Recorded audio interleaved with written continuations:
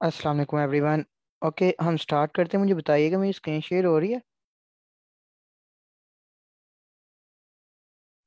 वालेकुम सलाम जी सर, हो रही है स्क्रीन शेयर। ओके, हम जिस तरह आजकल प्रैक्टिस कर रहे हैं रिकरियन की कि हम अपना रिकर्सिव कोड किस तरह राइट कर सकते हैं, साथ साथ हम आइटरेटिव अप्रोच को भी डिस्कस कर लेते हैं जो भी क्वेश्चन सोल्व कर रहे होते हैं। तो अगेन आज हमारे पास क्वेश्चन, हम इसको पहले आइटरेटिव वे से, पहले इसकी लॉजिक देखेंगे, देन इसको आइटरेटिव वे से भी और रिकर्सिव वे से भी, दोनों तरीकों से इम्प्लीमेंट भी करेंगे। और अगर टाइम हुआ तो देन एक और क्वेश्चन साथ कर लेंगे। तो हमारे पास क्वेश्चन नंबर 2487 है, remove notes from the link list. हमने क्या करना है, लिंक लिस्ट से नोट्स को रिमूव करना है। लेकिन ये अब जो सा क्वेश्चन है ना, उस तरह जो हमने पहले रिमूव नोट्स का एक किया है। फॉर एग्जांपल यहाँ पे हम लिंक लिस्ट का रिमूव वाला कर देखें ना, रिमूव लिंक लिस्ट से। ठीक है, ये रिमूव लिंक लिस्ट एलिमेंट। ठीक है, ये वो वाला क्वेश्चन नहीं है अभी। यहाँ पे उसने हमें क्या कहा था कि वैल्यू जो सी है वो रिमूव करना है। बट इन दिस केस ना, सेम वैसे नहीं है अभी। उसने थोड़ी सी ना चेंजिंग किया क्वेश्चन के अंदर कि आपने किस तरह रिमूव करना है। You are given the head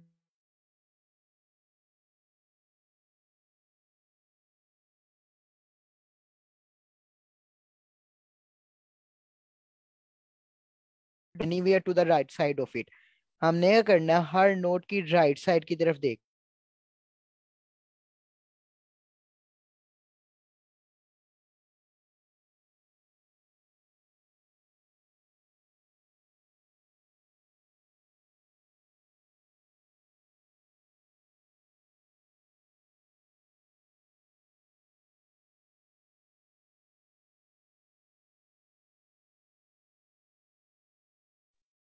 मेरा इंटरनेट डिस्कनेक्ट हो गया था। हम दोबारा देखते हैं। आपकी आवाज भी कट रही है बीच में। आवाज भी कट रही है। मतलब कट नहीं रही थी, बंद हो गई थी थोड़ी देर के लिए।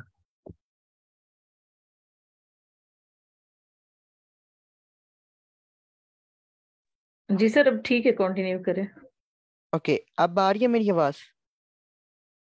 जी सर। जी जी। ओके, मुझे बता दीजिएगा अगर मेरी आवाज कहाँ पे कटी थी, अगर दोबारा होता है ऐसे तो। ठीक है। ओके।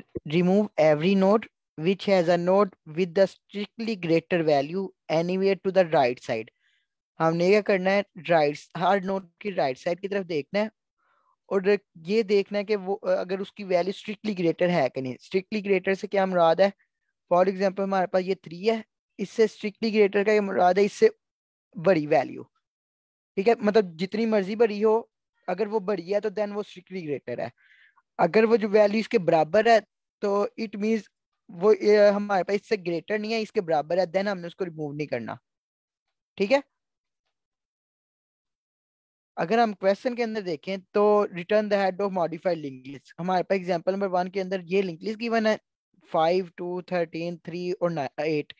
हम क्या करते हैं, हम यहाँ पे वैल्यू को देखते हैं।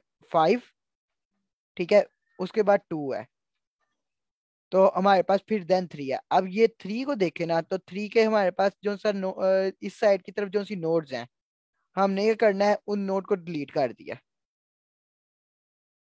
ठीक है, मतलब 3 ये है, राइट साइड जो सी है वो इसकी ये है। हमें नजर जो सी राइट साइड आ रही है वो अगर हम अपने अकॉर्डिंगली देखें वो ये आ रही है। बट हमने क्या करना है, हर नोड की आप समझ लें कि हम अपने अकॉर्डिंगली लेफ्ट साइड की तरफ देखना है। ठीक है, तो यहाँ पे हमारे पास 13 है, और उसके साइड पे जितनी भी वैल्यूज है वो स्मॉल है उससे। इट मीन वो ऑटोमेटिकली यही चीज शो हो रही है कि स्ट्रिक्टली ग्रेटर वैल्यू है इन सब नोड से। ठीक है, अगर आप इसको इस तरह सोचेंगे तो देन ज्यादा इजी होगा कि आप हमारी जितनी भी नोड्स हैं वो सारी की सारी उनकी वैल्यूज इस नोड से छोटी हैं। इस वजह से हमने क्या करना है, इसको डिलीट कर दिया, इसको डिलीट कर दिया। नाउ अब हम इस नोड के ऊपर है, और इससे अगली नोड अगर हम देखें 3 है, तो ये तो 3 इससे छोटी है। इट मीन्स हमने ये वाली जो सी नोड है ना, इसको नहीं अभी डिलीट करना, और ये हमारे पास नोड एज इट इज ही आ रही है। देन जब हम 8 को देखेंगे ना, तो 8 को देखे तो हमारे पास 8 से पीछे जो सी ये वाली 3 वाली नोड है, ये उससे छोटे है। तो इट मीन्स हमने इसको भी डिलीट कर दिया। अब हमने जब 13 को देखना है तो 13 तो इससे बड़ी है। इट मीन्स हमने इसको नहीं देखना, डिलीट करना। तो हमारे पास कौन कौन सी नोड बची एक हमारे पास ये 13 बच की और एक हमारे पास 8 बच की।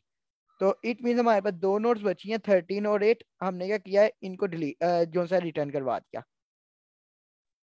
सर ठीक है। 8 नोट भी तो 13 से छोटी है, तो वो क्यों नहीं डिलीट? यहाँ पे 13 का जो सा ना, हमने क्या करना है, हमने हर नोट का ना राइट साइड की तरफ देखना है।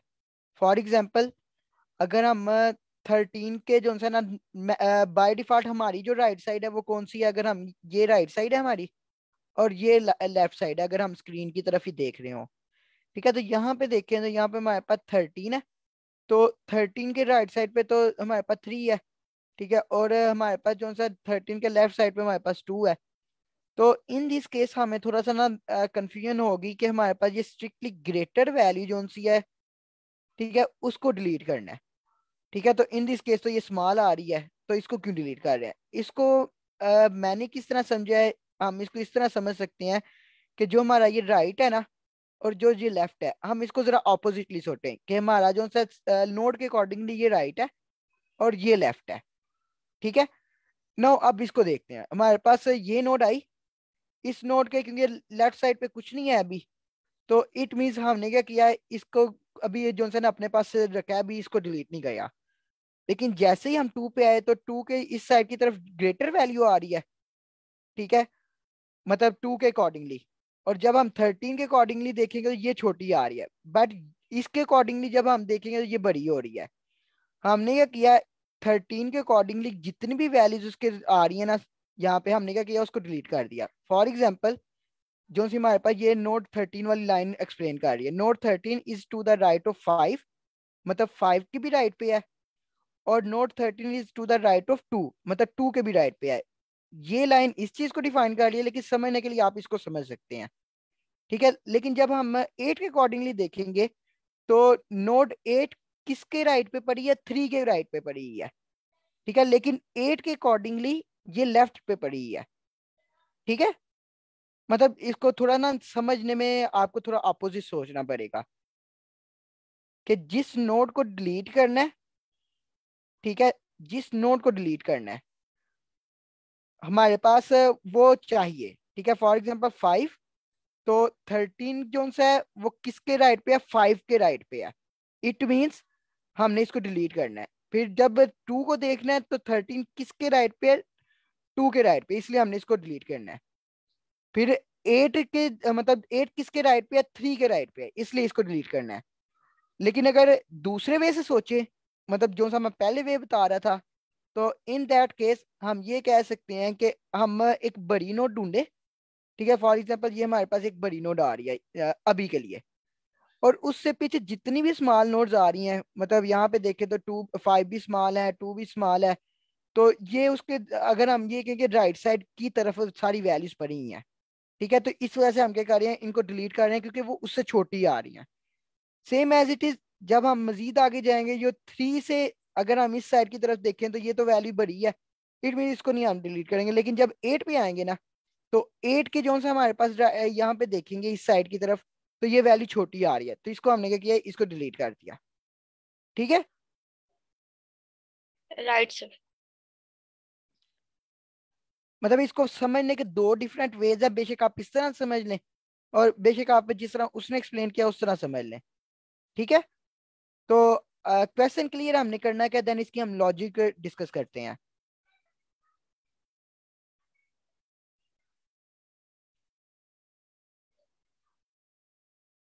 जी सर। ओके, अगर हम इसकी आइटरेटिव अप्रोच की बात करें ना, तो हम फॉर एग्जांपल लेट्स सपोज हमें वैल्यूज चाहिए। ठीक है, कौन सी वैल्यू चाहिए, ये एक मतलब लार्ज वैल्यू चाहिए एक तरह से। ठीक है, लेकिन लार्ज वैल्यू कौन सी चाहिए कि हमारी लार्ज से पीछे जितनी भी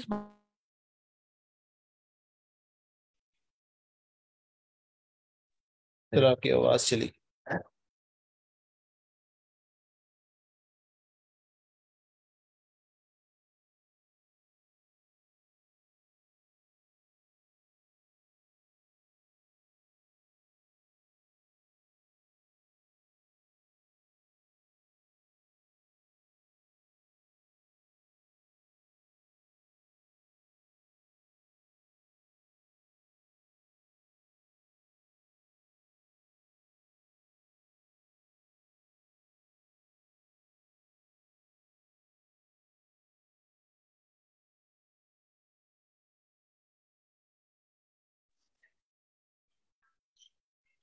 ओके, मैं कहाँ पे मेरी आवाज काट की थी?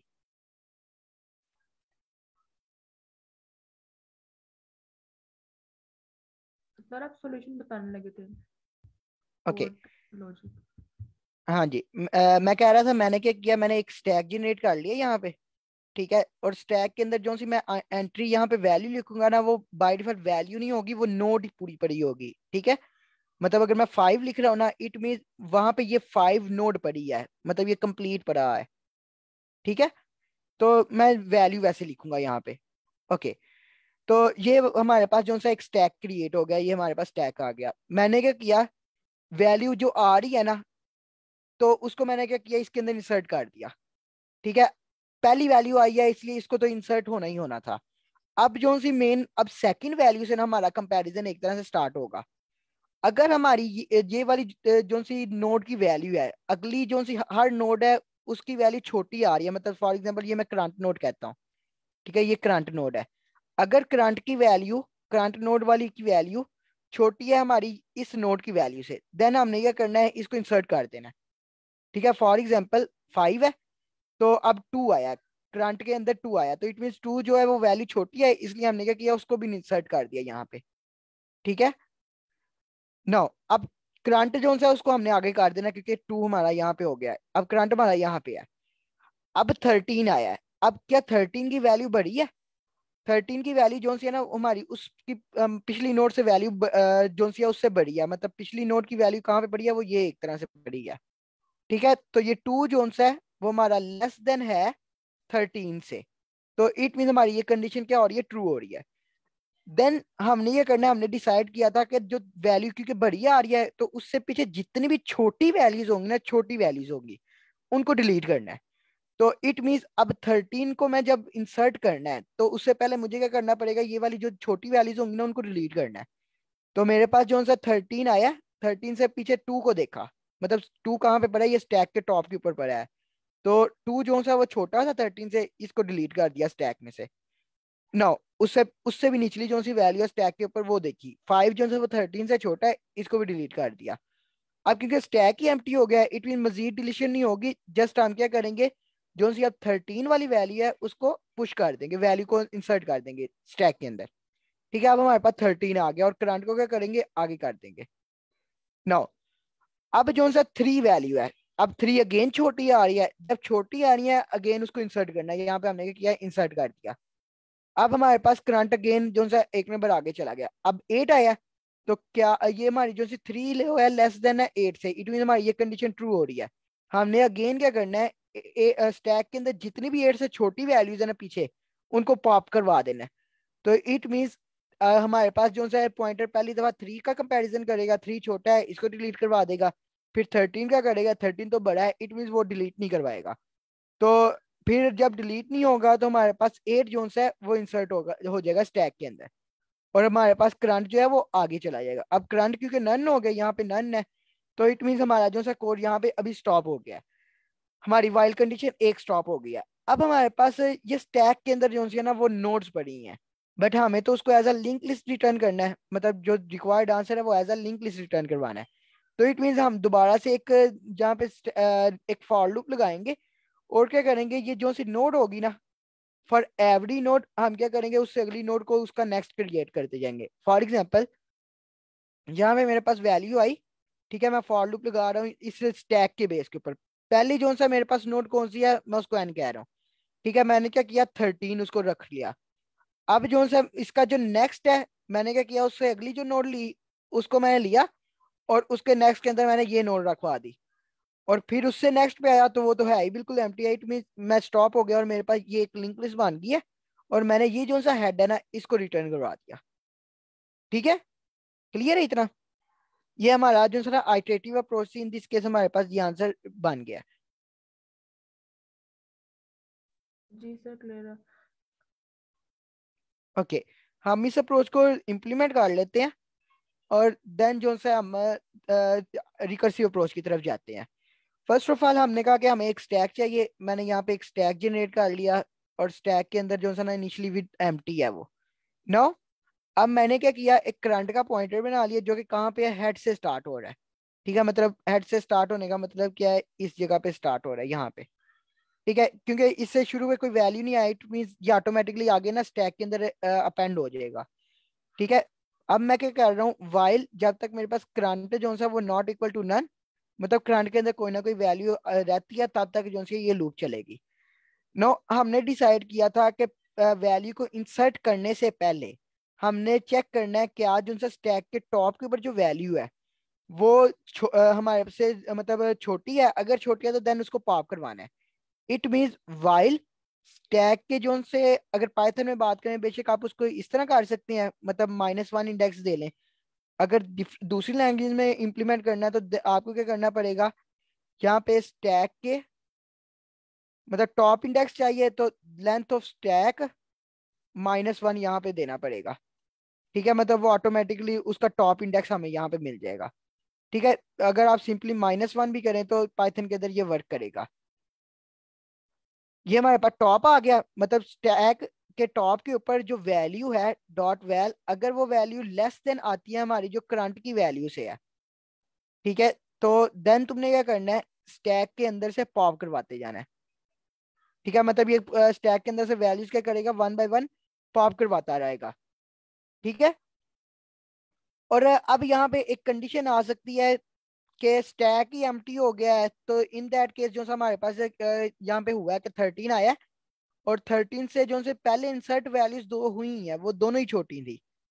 ठीक है, तो इट मींस अगर स्टैक जो है वो खत्म हो गया ना, तो इन दैट केस वो मुझे एरर देगा अगर मैं दोबारा से एम्प्टी स्टैक में से पॉप करने की कोशिश करूंगा। तो मुझे साथ सर यहाँ पे एक कंडीशन जी। सर जब अभी हमने स्टैक बनाया उसके अंदर ऊपर टॉप पे 8 था और नीचे 13 था, ये आपने लिखा हुआ लेस देन, तो 8 तो 13 से लेस देन था, वो हमने पॉप तो नहीं करवाया था। ए, सर ये ग्रेटर देन आएगा क्या? हाँ जी, ग्रेटर देन आएगा। मैं साइन अपोजिट लगा के, ठीक है। जी सर ओके। ओके, हमारे पास स्टैक की टॉप वाली जो सी वैल्यू है वो लाजमी होनी चाहिए, मतलब अगर बड़ी आ रही है,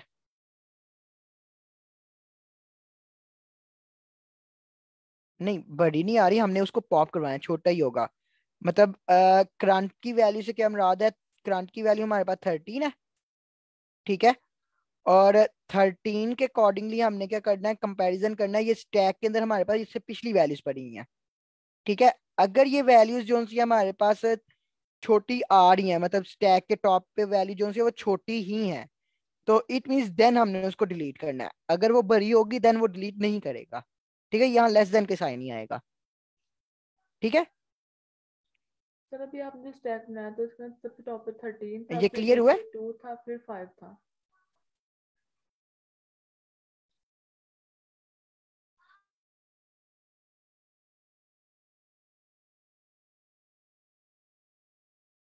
सर आपको आवाज आ रही?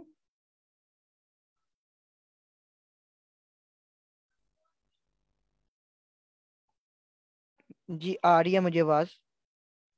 जी सर। सर जब भी आपने बनाया था स्टैक उसके अंदर सबसे टॉप पे 13 था, फिर नीचे 2 था, फिर 5 था, तो सर जो स्टैक के -1 है वो तो 13 नहीं होगा?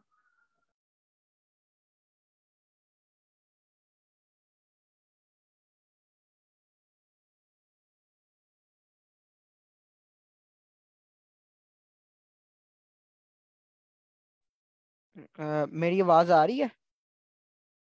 सर आप डिस्कनेक्ट हो गए थे बीच में, अब करेक्ट। ओके, आई थिंक मैं पहुंचा था कि ये लेस देन वाली सिंबल पे हम डिस्कशन कर रहे थे कि हमने कहा था स्टैक के अगर टॉप के ऊपर वैल्यू छोटी है देन डिलीट करना है। तो इट मींस ये क्या करेगा, अगर स्टैक के टॉप पे वैल्यू छोटी होगी ना देन उसको डिलीट करेगा। लेकिन अगर हम इसका वैल्यू ग्रेटर देन कर देना है, इट मींस अगर बड़ी है तब डिलीट करेगा। तो बड़ी को तो हमने डिलीट ही नहीं करना अभी। ठीक है, क्लियर है? सर अभी आप दोबारा स्टैक बनाएगा प्लीज, जो आपने पहले बनाया था ना 13, 2 और 5 के लिए। सबसे पहले जी, नीचे, पहले हमारे पास 5 आया था, फिर ऊपर 2 देन आया था। 2 आया था। नो, अब हमारे पास जो अभी करंट की वैल्यू है ना वो 13 है। ठीक है, और हमने कंपैरिजन किया है इस टॉप मोस्ट वैल्यू का इस वाली वैल्यू के साथ। अगर ये वैल्यू छोटी है स्टैक की तो इसको डिलीट कर देना। स्टैक के टॉप के ऊपर वैल्यू क्या है, वो 2 है, मतलब ये इस साइड की तरफ से हमारे पास जो वैल्यू आएगी वो 2 और लेस देन है 13 से। कंडीशन ट्रू हो रही है, इट मींस हमने डिलीट कर देना इसको। ठीक है, फिर हमारे पास ये 5 आएगा टॉप के ऊपर। अब इट मींस ये 2 की जगह यहाँ पे ना इस साइड पे 5 है, तो 5 लेस देन 13 ये भी 2 है, इट मींस हमने इसको भी जो से पॉप करवा दिया। अब हमारे पास यहाँ पे कंडीशन बनती है कि अगर हम ट्राई करें ऑलरेडी स्टैक एम्प्टी है और उसमें से पॉप करवाने की कोशिश करें तो देन हमें क्या करेगा, वो एरर देगा। तो इसलिए हमें एक कंडीशन साथ लगाने पड़ेगी कि एंड मतलब स्टैक के जो सा वैल्यू जो सा मतलब समझ लें लेंथ ऑफ स्टैक, मतलब length of stack should be greater than 0, मतलब शुड बी ग्रेटर देन 0 कि लेंथ जो स्टैक की लेंथ है ना वो ग्रेटर देन 0 होनी चाहिए। एंड मतलब साथ ये वाली कंडीशन भी ट्रू होनी चाहिए। दोनों कंडीशन ट्रू होगी, ये वाली कंडीशन जस्ट एरर को कंट्रोल करने के लिए है और ये वाली कंडीशन जो है हमारी लॉजिक को इम्प्लीमेंट करने के लिए है। ठीक है, तो तब क्या करना है, स्टैक में से पॉप करवाते जाना है। नहीं तो क्या करना है, मतलब अगर ये कंडीशन ट्रू नहीं हो रही तो जस्ट क्या करना है, स्टैक के अंदर स्टैक डॉट अपेंड जो सी हमारे पास करंट की वैल्यू होगी उसको अपेंड कर देना है और साथ ही क्या करना है, करंट को आगे कर देना है। ठीक है, यहाँ पे करंट को क्या करना है, आगे भी काट देना है। Current is equal to current dot next. ठीक है, क्लियर है, इतना क्लियर है? जी सर। ओके, देन हमने क्या करना है, मतलब ये अभी तक हमारे पास स्टैक के अंदर ना वो वैल्यूज आ गई होंगी जो हमें चाहिए होंगी, बट वो एज अ नोड पड़ी होंगी यहाँ पे। फॉर एग्जाम्पल 13 अगर पड़ा है ना, तो 13 का क्या मतलब है, 13 के आगे जितना भी सारा नोड थी ना, मतलब 13 के आगे 3 भी था, 3 के आगे 8 भी था, ये सारा पड़ा है। फिर एक नोड हमारे पास 8 बच गया और 8 के आगे कुछ नहीं था इसलिए वो नन नहीं पड़ा है। ठीक है, बट हमें जो है 13 के आगे जो है ये 3 और 8 तो चाहिए ही नहीं।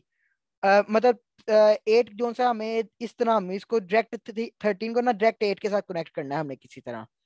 ठीक है, तो उसके लिए मैं क्या करने लगा हूँ, जी क्वेश्चन है किसी का?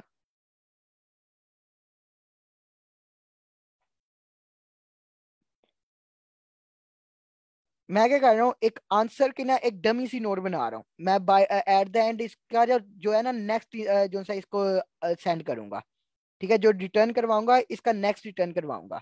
ये जस्ट मैं आंसर का एक डमी नोट बना रहा हूँ ताकि मैं ये जो सी पहली नोट है ना इसके साथ किसी तरह कनेक्ट कर सकूं। ठीक है, तो मेरे पास ये आंसर का आ गया और एक मुझे करंट का पॉइंटर गेन बनाना पड़ेगा ताकि ये रिकॉर्ड रहे मैं कहाँ तक पहुंच गया हूँ इस टैग के अंदर। ठीक है, तो वो मैंने उसको जो है ना इनिशियलाइज आंसर के साथ ही किया है। ठीक है, ताकि इस आंसर के साथ कनेक्ट होती जाए वैल्यूज जो है। तो मैं क्या कर रहा हूँ, फॉर नोड उठा रहा हूँ किसमें से, इन जो सी मेरे पास स्टैक है उसमें से एक 1 बाय 1 नोड उठा रहा हूँ और क्या कर रहा हूँ, जो सी मेरे पास करंट है करंट नोड का नेक्स्ट वो नोड करी जा रहा हूँ और करंट को क्या कर रहा हूँ, आगे कर रहा हूँ। ठीक है, और एट द एंड मेरे पास जो सा है एक तरह से ये जुड़ जाएंगी, लेकिन जो सी ये आंसर है ना, आंसर क्या कर रहा है, एक डमी सी नोड इनिशियलाइज कर रहा है स्टार्ट के ऊपर, उसकी वैल्यू 0 है बाय डिफॉल्ट। ठीक है, और उसके आगे क्या कर रहा है, ये 13 ज्वाइन है और 13 के आगे 8 ज्वाइन है, बट मुझे 0 तो चाहिए नहीं। इट मीन मैं क्या करूंगा, अगर ये मेरा आंसर है तो रिटर्न के अंदर मैं आंसर डॉट नेक्स्ट करूंगा ताकि आंसर डॉट नेक्स्ट के अंदर ये वैल्यू हो और उससे आगे सारी की सारी मुझे वैल्यूज असेस हो जाएंगी। रिटर्न तो ये रिपीट आंसर डॉट, कीजिएगा जो अभी आपने फॉर लूप के अंदर किया है, लाइन नंबर 20 पर जो है। ओके, यहाँ पे हमने क्या किया, एक डमी सी नोड क्रिएट कर ली जिसके अंदर वैल्यू जो सी है ना वो बाय डिफॉल्ट 0 है। अब यहाँ पे मुझे कैसे पता बाय डिफॉल्ट 0 है वैल्यू, क्योंकि ऊपर जो से ये हमें लिंक लिस्ट नोट बना के दी है ना लीड कोड के सर्वर के ऊपर, उसने बाय डिफॉल्ट एक वैल्यू साइन किया 0। अगर आप चाहें तो इसको कोई और वैल्यू भी साइन कर सकते हैं, लेकिन अगर कुछ भी नहीं ना पास करेंगे वो बाय डिफॉल्ट 0 ही होगी। ठीक है, यहाँ पे पास कर सकते हैं। तो इट मीन एक आंसर की नोट बन गया है यहाँ पे जिसका जो सा नेक्स्ट है ना वो अभी कुछ भी नहीं है, वो नन नहीं है। अब मैं क्या कर रहा हूँ, एक करंट का पॉइंटर बना रहा हूँ जो कि क्या कर रहा है, इधर से ही जो सा ना इनिशिएट हो रहा है।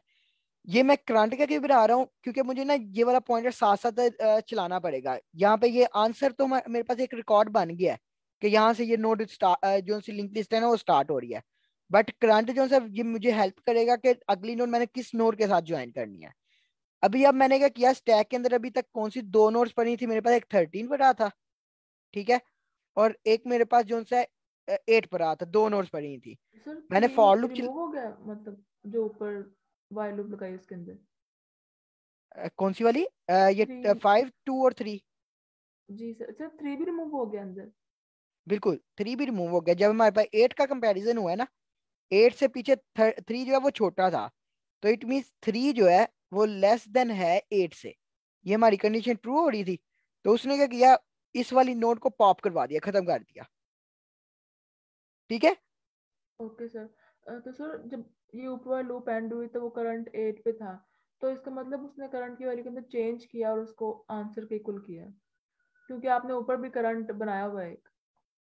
हाँ जी, मतलब आप करंट जो है वो अपडेट हो गया और वो ये इस आंसर को पॉइंट करने लग गया, अपडेट हो गया वो, ओके सर ठीक। ठीक है। अब हम क्या कर रहे हैं, फॉर लूप स्टार्ट कर रहे हैं और नोड के अंदर से हम वन बाय वन नोड को पिक कर रहे हैं। मतलब मैंने पहले कहा था ये वैल्यू शो हो रही है, बट बाय डिफॉल्ट ये एक नोड ही पड़ी है पूरी, ठीक है। नोड पड़ी है, इट मींस इसकी एक वैल्यू है और इसका एक नेक्स्ट पॉइंटर भी है, ठीक है। नाउ अब मैंने नोड उठाई और मैंने क्या किया, करंट डॉट नेक्स्ट, मतलब ये मेरा एक करंट है अब इन दिस केस, ठीक है, ये करंट है मेरा। मैंने क्या किया, इसके नेक्स्ट के अंदर ये वाली नोड असाइन कर दी जो मैंने पिक की थी, क्योंकि पहली दफा जो नोड पिक हुई है वो 13 है। तो इट मीन मेरे पास जो सी ये नोड आ रही है वो 13 आई, तो मैंने इधर 13 कर दिया, ठीक है, इसके नेक्स्ट के अंदर। और इस करंट को आगे कर दिया, मतलब अब ये करंट यहाँ की बजाय अब यहाँ पे पॉइंट कर रहा है, 13 को पॉइंट कर रहा है। नो अगेन मेरा जो सा अब नोड के अंदर, स्टैक के अंदर से सेकंड नोड पिक हुई जो कि 8 है, ठीक है। 8 आया और 8 को मैंने या पिक कर लिया, और पिक करने के बाद इस करंट के नेक्स्ट के अंदर, करंट के नेक्स्ट के अंदर वो 8 नोड यहाँ पे रखवा दी, यहाँ पे 8 आ गया, ठीक है।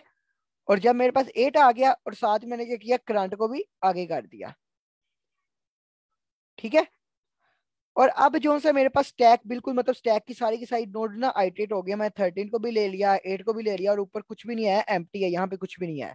तो देन मैंने क्या किया, ये कंप्लीट फॉर लूप होगी, रिटर्न कर दिया आंसर का नेक्स्ट। आंसर जो है वो 0 को पॉइंट कर रहा है, बट मुझे ये 0 जो है वो मैंने डमी नोड एक क्रिएट की थी, ठीक है, ताकि मैं उसके आगे नोड्स को ज्वाइन कर सकूं।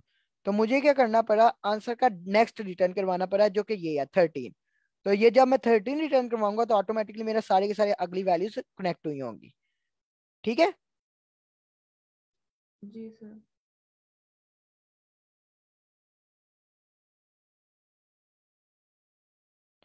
ओके, आइटरेटिव अप्रोच में किसी को कंफ्यूजन हो तो वो पूछ सकते हैं। सर आपने ये ऊपर लिस्ट बनाई है जो स्टैक है, ये स्टैक तो नहीं है। पाइथन के अंदर ना आप लिस्ट को एज अ स्टैक यूज कर सकते हैं। मतलब मेनली स्टैक जो है वो लिस्ट का एक वेरिएंट ही है ना, कि उसके ऊपर हम रिस्ट्रिक्शन लगा देते हैं कि आप सिर्फ टॉप मोस्ट एलिमेंट डिलीट कर सकते हैं और टॉप के ऊपर ही ऐड कर सकते हैं, ठीक है। फॉर एग्जांपल हम इंसर्शन कर रहे हैं, लेट्स सपोज मैं इंसर्शन कर रहा हूँ, मैंने इंसर्ट किया 1, फिर मैंने इंसर्ट किया 2, फिर मैंने इंसर्ट किया 3। तो मैं टॉप के ऊपर बस इंसर्ट कर सकता हूँ, ठीक है, किसी सेंटर में नहीं इंसर्ट कर सकता। और जब मैंने सर यहाँ पे डिलीट करना टॉप है, 4 है ना। हाँ जी टॉप 4 है, टॉप ये ऊपर की तरफ है ये।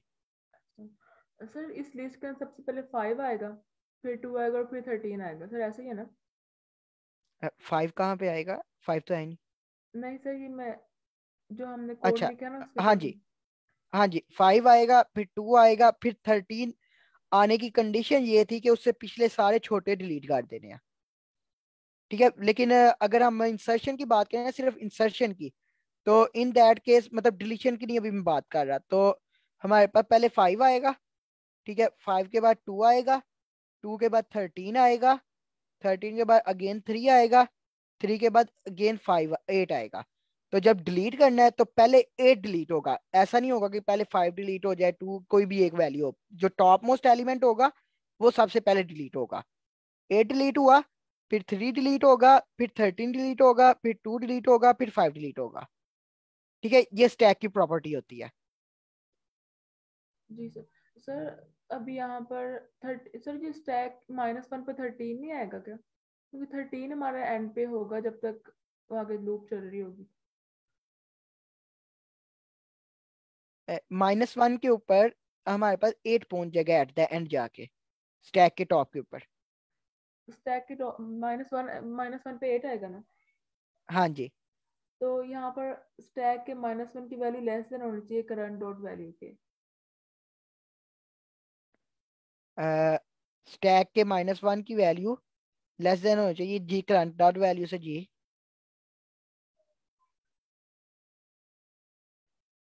तो सर अगर हमारा करंट 3 पर है, आपकी आवाज काट गई है। अगर ये करंट 3 पर हो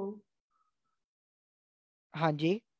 तो फिर मतलब 8 की वैल्यू लेस देन होनी चाहिए 3 से। नहीं, हमारा जो सा स्टैक में है ना, स्टैक में हमारे पास एवरी टाइम करंट से पिछली वैल्यूज इंसर्ट हुई होंगी। ठीक है, फॉर एग्जांपल आपने कहा करंट 3 जो 3 के ऊपर हमारा करंट खड़ा है, तो स्टैक के अंदर अभी अगली वैल्यूज नहीं गई, मतलब ये 8 अभी स्टैक में गया ही नहीं है। स्टैक के अंदर जो वैल्यूज हैं वो उससे पिछली पड़ी हैं। ठीक है, 5, 2 और 13 बेस्ड ऑन कंडीशन के कौन सी उसमें रहनी चाहिए थी और कौन सी नहीं रहनी चाहिए। ठीक है, मतलब अभी 3 का कंपैरिजन 8 के साथ नहीं हो रहा, लेकिन जब करंट जो है वो 8 पे पहुंचता है ना, तो देन उसका कंपैरिजन इधर होता है पीछे की तरफ। ठीक है।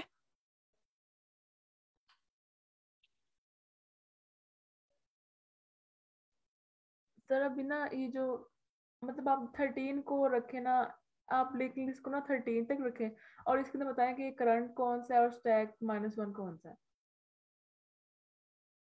ओके, मैं मतलब ये लिस्ट, ये दो वैल्यूज अभी खत्म कर दूं बिल्कुल। अभी वो ऐड नहीं हुई, मतलब अंदर वो बाद में होगी। तो फिर यहाँ पर स्टैक -1 कौन सा होगा अभी? ओके, मतलब फॉर एग्जांपल लेट्स सपोज हमारा करंट जो है अभी 13 पे है। ठीक है, जी तो सर। स्टैक का जो -1 होगा ना वो उससे बिल्कुल पिछली वैल्यू होगी, ये वाली। ठीक है, ये स्टैक का -1 अच्छा है। वो भी ऐड नहीं हुआ अंदर मतलब फिर? हाँ जी, करंट नहीं अभी ऐड हुआ। करंट ने तब ऐड होना है जब उसने ये चीज चेक कर लेनी है। और इसीलिए आपने वाइल लूप लगाई है, इफ कंडीशन नहीं, क्योंकि जैसे यहाँ पर अभी 2 भी है और पीछे 5 भी है। अगर इफ लगाएगा तो सिर्फ वो 2 को डिलीट करेगा और 5 को रहने देगा।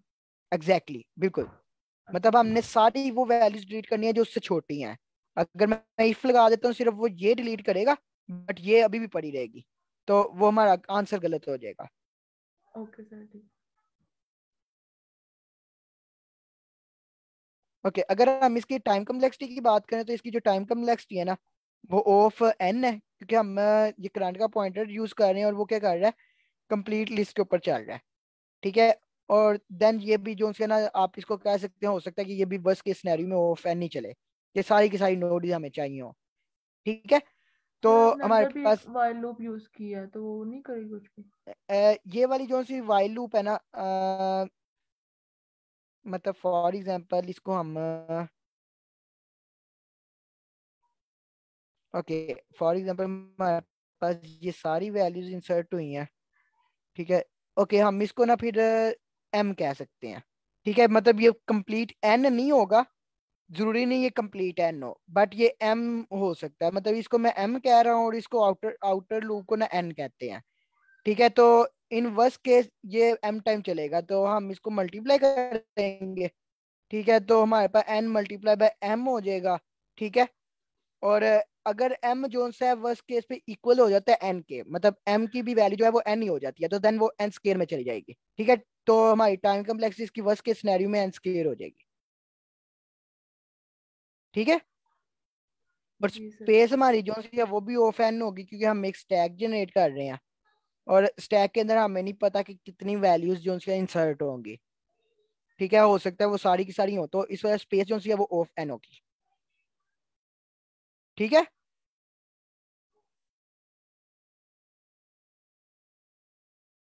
किसी का कोई जी सर। क्वेश्चन हो?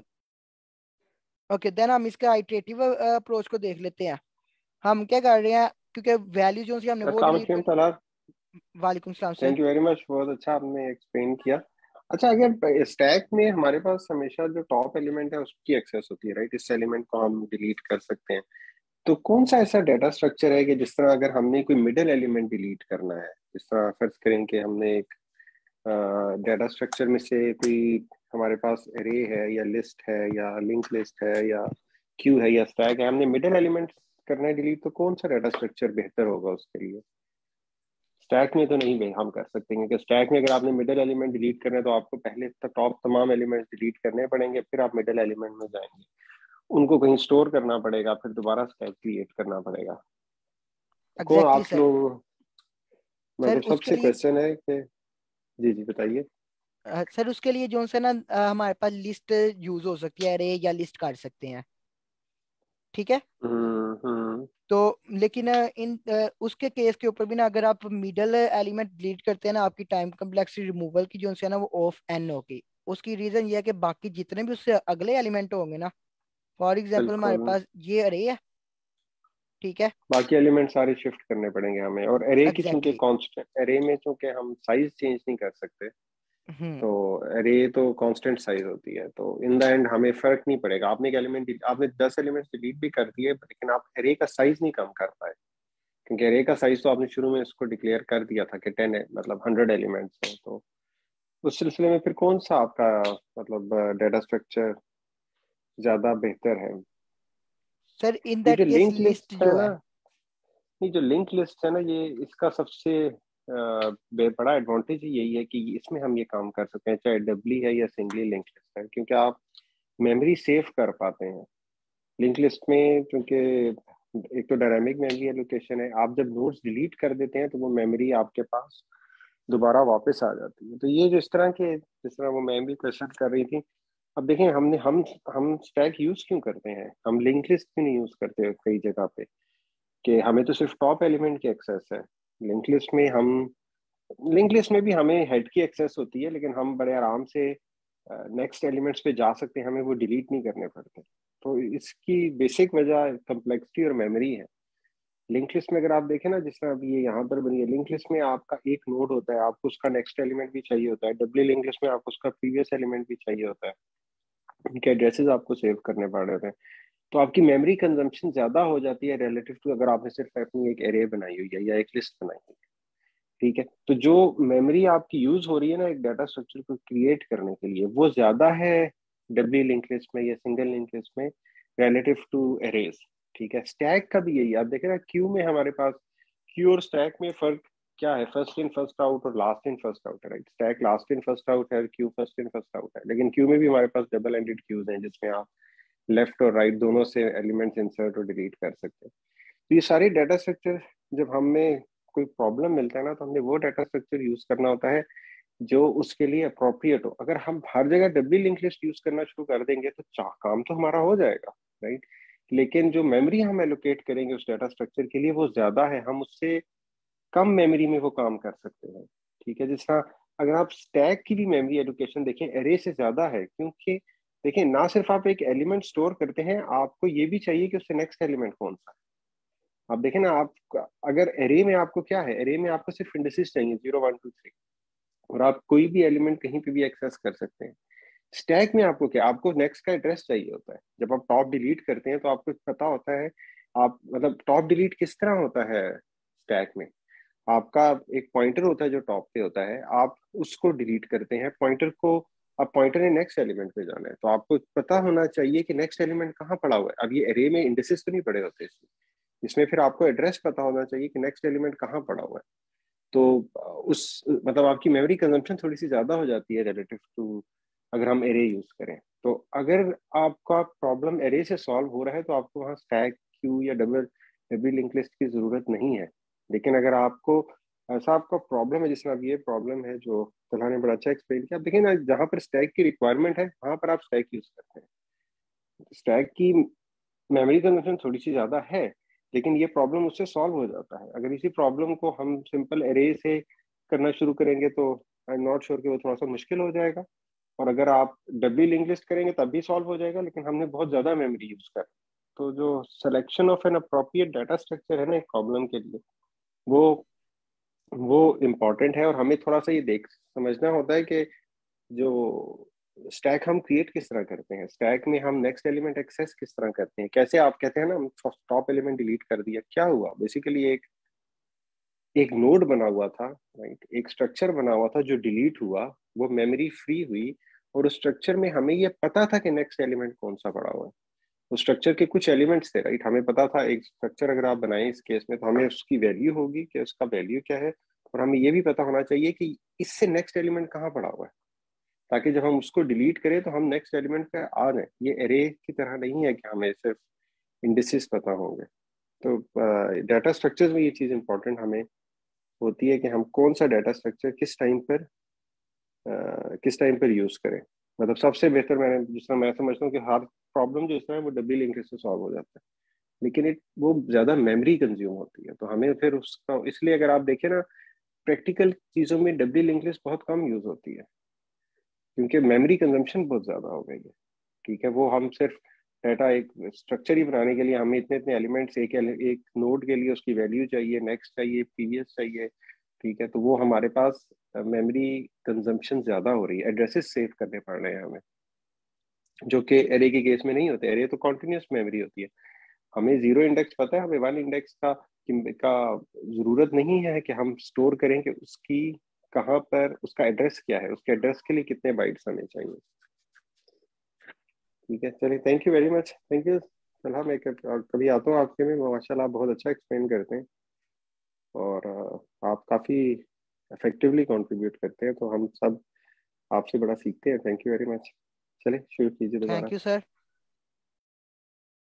ओके, हम इसके रिकर्सिव वे की तरफ जा रहे थे। ये आइटरेटिव में किसी को कंफ्यूजन तो नहीं ना कि किस तरह वर्क कर रहा है? क्योंकि रिकर्सिव जो है ना इसी पे डिपेंड कर रहा है, इसी कंडीशन के ऊपर। ये वाली जो सी कंडीशन है ना इसी पे रिकर्सिव भी डिपेंड कर रहा है। No sir. Okay, then recursive के अंदर हम सर? क्या करेंगे? जी सर, जो आपने कल एक क्वेश्चन कराया था ना, रिमूव nth नोड, अगर आप उसे जरा एक बार प्लीज खोलें तो अभी। Remove nth node. जी sir.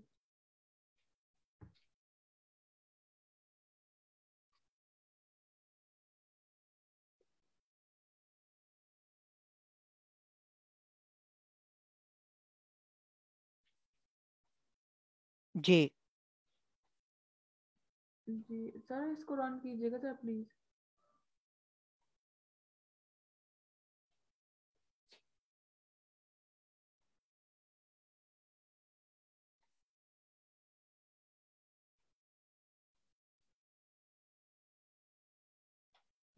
int object has no attribute next.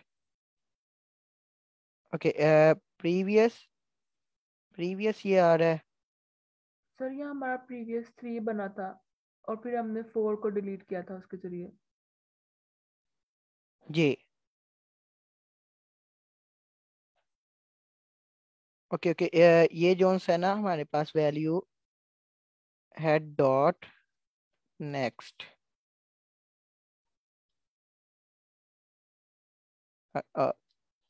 ठीक है, वो एग्जैक्ट हमारे पास एक तरह से उस करंट आइट्रेशन के दौरान यहाँ पे एच था, मतलब ये हेड था।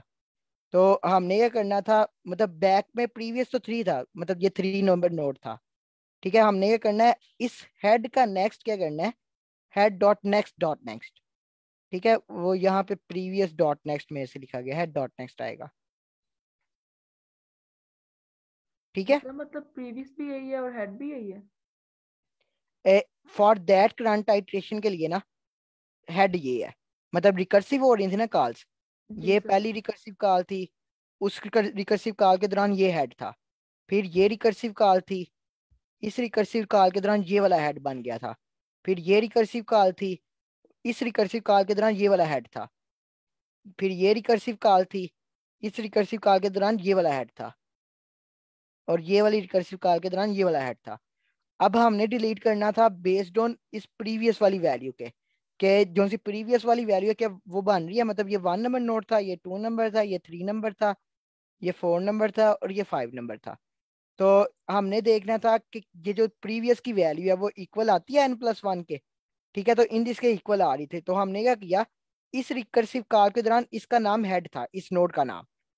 ठीक है, क्योंकि ये इस रिकर्सिव कॉल के दौरान ये हेड है, तो हमने क्या किया, इसका head.next को पॉइंट कर दिया, मतलब इसका head.next जो है उसको उससे दुगने आगे जो सा ना पॉइंट करवा दिया 3 के और 5 के आगे। ठीक है, okay sir, thank you. Okay ये जस्ट यहाँ पे ना प्रीवियस डॉट नेक्स्ट की बजाय हेड डॉट नेक्स्ट है, पहले प्रीवियस डॉट नेक्स्ट मैंने लगाया था।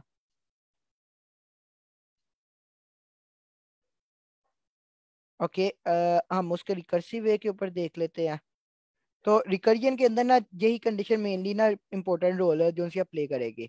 हमारे पास रिकर्सिव के अंदर हमारा जो सी फर्स्ट ऑफ ऑल तो हमें एक बेस कंडीशन चाहिए होती है कि हम किस जगह पे जाके स्टॉप करें। ठीक है, पहली दफा जो सा ये नोड है,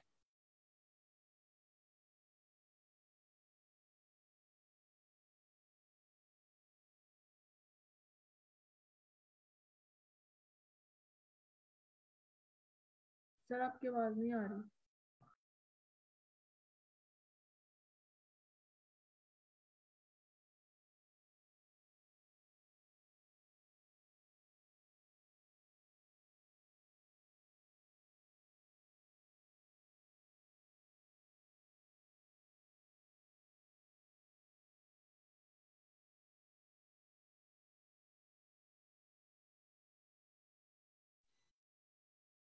मैं किस जगह पे डिस्कनेक्ट हुआ था? सर आप रिकर्जन स्टार्ट करने लगे थे। ओके हमारी जो सी रिकर्जन की एक बेस कंडीशन हमें फर्स्ट ऑफ ऑल चाहिए। बेस कंडीशन हमारे पास क्या है कि वो वाली कंडीशन जहाँ पे रिकर्जन स्टॉप होके वैल्यूज वापस रिटर्न करना शुरू करे। तो अगर हम यहाँ पे देखें, ये हमारे पास हेड है, फिर ये हमारे पास 2 है, फिर 13 है, तो इट मीन्स हमारी रिकर्जन जो है ना every time head dot next के साथ ना कॉल होती जाएगी। मतलब हम क्या करेंगे, हेड डॉट नेक्स्ट हर अगली आइट्रेशन में पास करेंगे। तो जब हमारे पास इस आइट्रेशन के ऊपर जब हेड डॉट नेक्स्ट पास करेंगे तो हमारा जो सा वो हेड नन हो जाएगा। तो हमने ये करना है, देन हमने वैल्यूज को रिटर्न करवाना शुरू करना है। ठीक है, तो इट मीन्स अगर हमारे पास हेड डॉट नेक्स्ट नन है, हमने क्या रिटर्न करवाना है, नन रिटर्न करवाना है। ठीक है, क्योंकि इस वाली नोट के आगे क्या है, नन है। ठीक है, तो जब हमने नन रिटर्न करवा दिया, ठीक है, इसके पास तो नन आ गया 8 के पास। ठीक है, लेकिन यहाँ पे 8 जोन सा है, हमने चेक करना है इस वाली की वैल्यू। ठीक है, इसका पहले तो चेक करना है क्या नेक्स्ट एग्जिस्ट करता है, मतलब अगर नेक्स्ट एग्जिस्ट करेगा तभी हम दो नोट्स का कंपैरिजन कर सकेंगे ना। तो इन दिस केस तो इसका नेक्स्ट नहीं एग्जिस्ट करता है, इसलिए हम कंपैरिजन नहीं कर सकते। तो इट मीन्स ये जो सी नोड है वापस यहाँ पे रिटर्न होगी।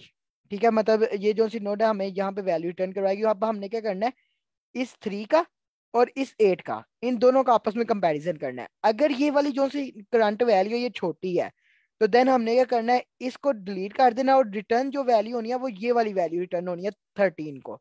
और अगर वैल्यू जो सी है इससे बड़ी है, तो देन इन दैट केस हमारी जो सी है ये डायरेक्ट वैल्यू नहीं रिटर्न होनी, इसी ने यहाँ पे रिटर्न होना है। तो ऑटोमेटिकली 3 के आगे 8 भी लगा होगा। ठीक है, मतलब अगर वैल्यू छोटी है तो देन उससे अगली वैल्यू रिटर्न करवानी है, अगर वैल्यू जो सी है बड़ी है तो देन यही वाली वैल्यू रिटर्न करवानी है। ठीक है, हम इसको ना कोड में देखते हैं तो आई थिंक ये जो सा ना आपको ज्यादा क्लियर हो जाएगा। हमारे पास ना टाइम भी जो सा है कम रह गया। फर्स्ट ऑफ ऑल तो हमारे पास एक बेस कंडीशन यहाँ पे आ गई।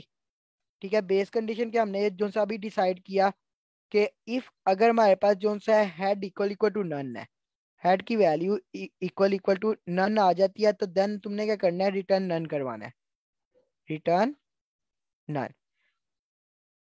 अगर हमारे पास ये कंडीशन ट्रू नहीं होती तो देन तुमने क्या करना है, हेड का जो सा ना वो नेक्स्ट कॉल कर देना है। ठीक है, मतलब दोबारा से इसी में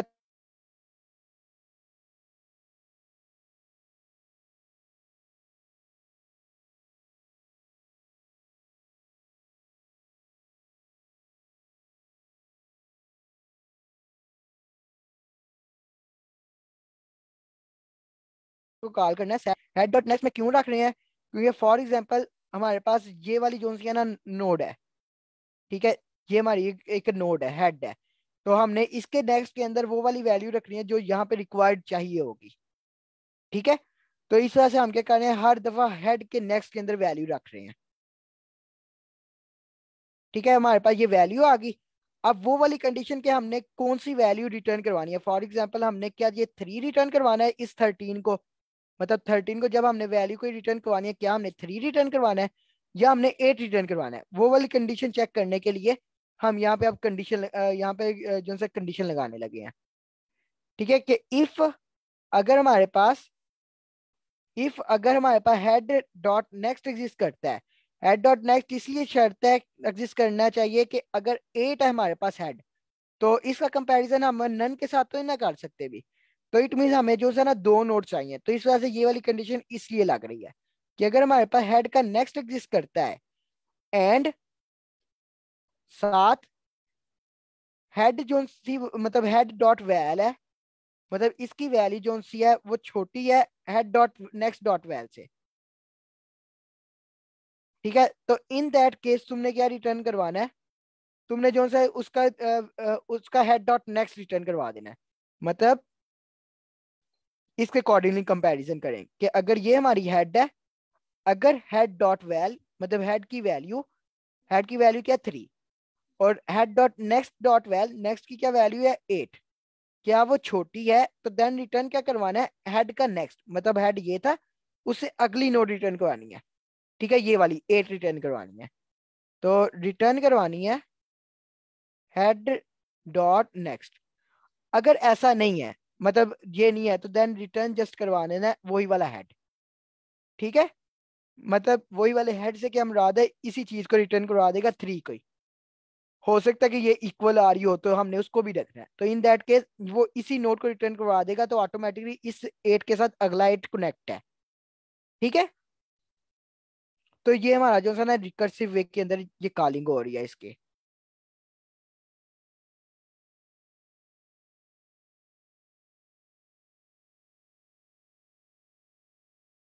रिमूव स्पेलिंग मिस्टेक है, रिमूव नोड्स है मेथड का नाम,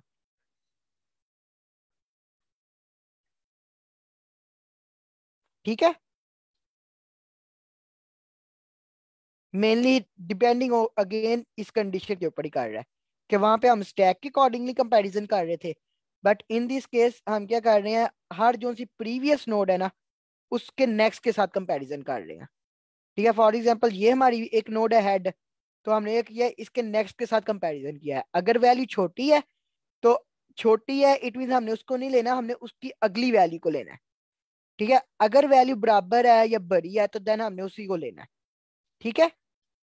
मेनली ये इसका कंसेप्ट है जो सा बेस कंडीशन जिसके ऊपर काम कर रहे हैं मेनली, क्लियर है।